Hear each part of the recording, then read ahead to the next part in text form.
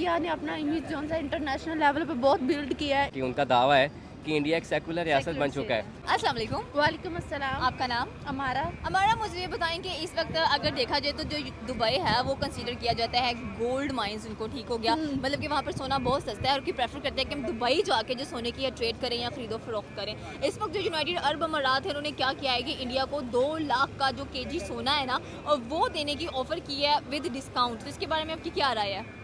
First of all तो मैं ये कहूँगी कि इंडिया हर मामले में काफ़ी आगे निकल चुका है। इंडिया ने अपना इमेज जो है इंटरनेशनल लेवल पे बहुत बिल्ड किया है। इंडिया जो है ना, वो उनका ये होता है कि हम हर ममालिक के साथ एक बेहतरीन ताल्लुकात बनाएं।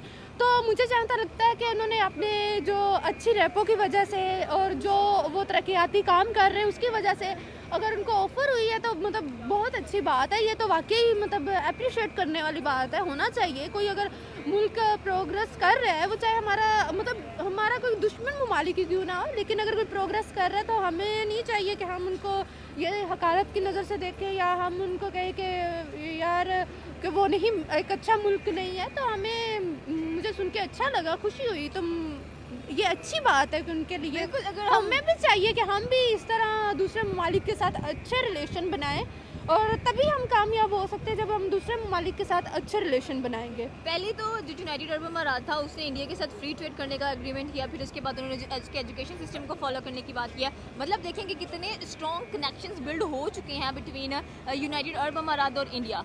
बिल्कुल, डेफिनेटली।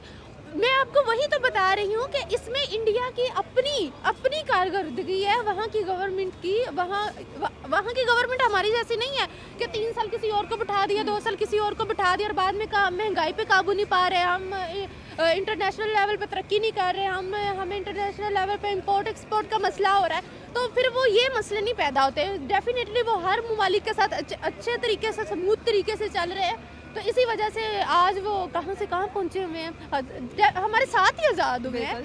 तो आज हम कहाँ हैं, वो कहाँ हैं, ये आप देख सकती हैं। Thank you so much. You're welcome. अस्सलाम वालेकुम। वालेकुम सलाम। आपका नाम? रिजवान शरीफ। रिजवान, मुझे ये बताएं कि पहले अगर हम लोग देखें तो जो यूनाइटेड अरब अमारात है, जो दुबई है, उसके रिलेशनशिप्स इंडिया के साथ काफ़ी अच्छे देखने को मिल रहे हैं।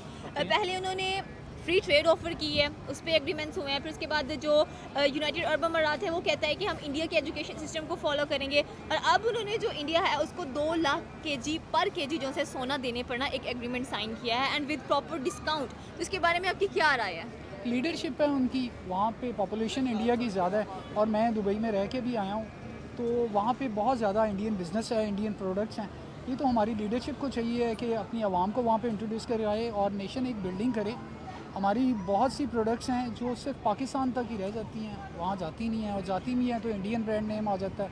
साउथ अफ्रीका और बर-ए-आज़म अफ्रीका ही इतना बड़ा है कि हम उसको प्रोडक्ट्स दें। दुनिया में बिज़नेस कर रहे हैं लोग, हम लोग बहुत पीछे हैं अभी, आप ये कह सकती हैं। सही हो गया। हम लोग बिज़नेस के लिहाज से तो पीछे हैं क्योंकि हम ट्रेड करना प्रेफर नहीं कर रहे हैं, लेकिन अगर इंडिया की बात की जाए तो वो एक नॉन मुस्लिम स्टेट है, एंड विद मुस्लिम कंट्रीज़ उसके रिलेशनशिप्स बहुत अच्छे जा रहे हैं।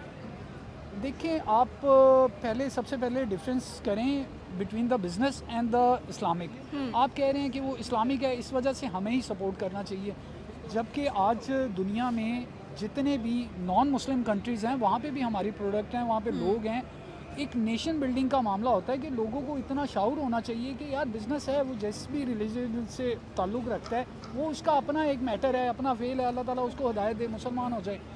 बट सऊदीया को और यूएई को भी चाहिए कि हमें प्रमोट करें। वो हमें किस तरह प्रमोट कर सकते हैं जब हम ही प्रमोशन लेना नहीं चाह रहे हैं? हम किस तरह डेवलप कर सकते हैं? वो हमें ऑफ़र करते हैं, हम प्रॉपरली किसी चीज़ को रिस्पॉन्ड नहीं करते हैं, या हम उसमें देख लें कि कह लें कि चीज़ों का बाइकआउट कर देते हैं। हम कहते हैं कि नहीं, हमें आपसे ईरान हमें सस्ते दामों में तेल दे रहा था, हमने उससे नहीं लिया। ये क्या चीज़ें हैं फिर हमारे दरमियान? ये फिर ईरान पे तो दुनिया की एक पाबंदी है, हम उसके मेंबर हैं और हम उसी को फॉलो करते हैं। ईरान से ले लें, कोई मसला नहीं है। पहले भी ईरान पे जब पाबंदी हुई थी तो मेरा ख्याल नवाज शरीफ का दौर था, यहाँ पे 80 रुपीज़ या 60 रुपीज़ फ्यूल मिल रहा था, चीनी बहुत सस्ती थी, हम बाहर भी ट्रेड कर लेते थे अपनी ज़रूरत के हिसाब से, उसके हिसाब से हम करते थे। बट ये है, आप ये देखें कि फॉल कहाँ पे है फिर हमारी लीडरशिप में है ना। कंटिन्यूसली एक डेमोक्रेसी को चलने दे, बढ़ने दे, खामियां हर जगह पे होती हैं। जब ये रिलेशन बन जाएंगे, हमारी एक नेशन बिल्डिंग हो जाएगी, फिर आप देखेंगे बिज़नेस बहुत आसान हो जाएगा। Okay, thank you so much sir opinion. अस्सलाम वालेकुम, वालेकुम सलाम। आपका नाम? मुस्तफ़ा। मुस्तफ़ा, मुझे ये बताएं कि अगर देखा जाए तो हम इंडिया के जो दुबई वालों के साथ रिलेशनशिप्स हैं वो बहुत अच्छे जा रहे हैं।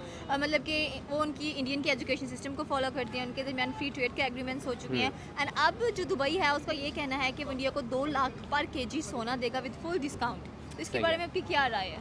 हाँ, वहाँ पे अभी हाल ही में मंदिर भी बनाया जा रहा है। तो बेसिकली ये है कि सऊदी अरब जितने भी इस तरह की इस्लामी ममालिक हैं जिन्होंने अपने जो था एक सो कॉल्ड इस्लाम को हाँ जी। फैलाया था, यहाँ तक पहुँचाया था बरे सगीर पाक व हिंद में, अब खुद वो उससे मुनहरिफ हो चुके हैं। तो अब सेकुलरिज़म एक नई इस्तिलाह जो इंडिया में आई, इंडिया में जो निज़ाम नाफिज किया जा चुका है, वो कहते हैं कि उनका दावा है कि इंडिया एक सेकुलर रियासत बन चुका है। और जैसा कि सऊदी अरब में भी आपको पता है कि सऊदी अरब एक मुक़द्दस शहर है, एक इस्लाम का एक पूरा कह लीजिए कि एक महवर होता है ना, वो है। तो वहाँ पर भी जो शाह सलमान उन्होंने जो एक तब्दीलियाँ की हैं, जो नई चीज़ें लेकर आए हैं, तरजीहात लेकर आए हैं, इसमें ख़वातीन का ड्राइविंग का करना, ये सब चीज़ें करना, और हाल ही में जो वो पूल डांस जो था, ये सब चीज़ें भी आई हैं। तो अब ये चीज़ों का मकसद ये है कि तमाम तो जो भी एक खराफात अब मज़हब के नाम पे है, मज़हब एक वो नहीं कि जो एक सो कॉल्ड इंसानों का कहा गया जो सब चीज़ें हैं, अब उन सब चीज़ों को ख़त्म करके एक जदीद इस्लाहत लाई जा रही हैं ताकि उनका जो एक मिशन, एक विज़न है ना 2030, उसको लेकर आया जाए। उसके मुताबिक जो है चीज़ों को एक नई सतह से, नए अंदाज के साथ आगे इनको तरवीज दिया जाए। तो अब ये है कि ज़ाहिर बात है, तरक्की जब करनी है तो आपको तमाम तर पुरानी फरसूदा रवायात को ख़त्म करके सबको एक साथ लेके बिला तफरीक रंग मज़हब नस्ल आगे बढ़ना होगा।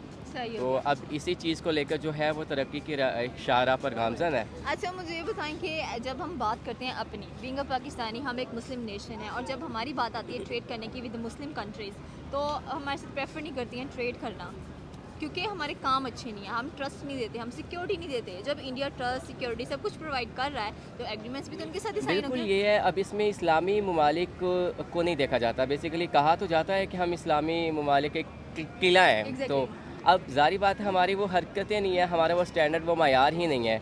अब भारत की बात की जाती है, जारी बात है कि जो अच्छी मार्केट होगी वहाँ पर कस्टमर्स आएंगे, वो ये नहीं देखेंगे कि इनका मज़हब कौन सा है, इनका जो है एक किस मतलब कि इनकी बेस क्या है, ताल्लुक़ कहाँ से है, तो वो अपना फ़ायदा देखते हैं। तो दुनिया आज की जो जदीद दुनिया वो मफादात की बेस पर चल रही है। जहाँ मफादात अच्छे होंगे वहाँ पर वो अपने जो है अच्छे लिंक्स बनाएंगे, अच्छे ताल्लुकात को इस्तवार करेंगे।